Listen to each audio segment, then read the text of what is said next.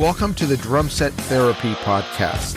My name is Stefano Ashbridge, and this is a show about the challenges that come with playing the drums and what you can do about them so you enjoy your drumming journey.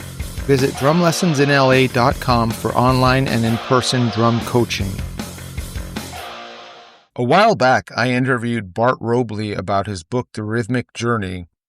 That was episode 22. Check it out if you haven't had the chance yet. And we discussed the many benefits to rhythm and drumming in general. Today, I want to discuss some specific benefits of taking drum lessons.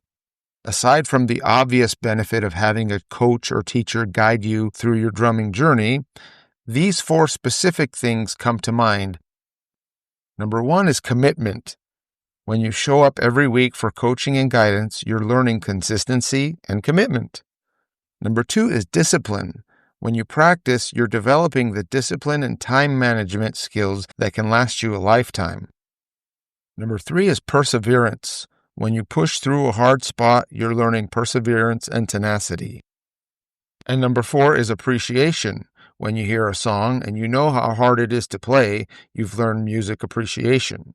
Drum lessons are more than just about music. They teach you life lessons that you learn along the way. Thanks for listening.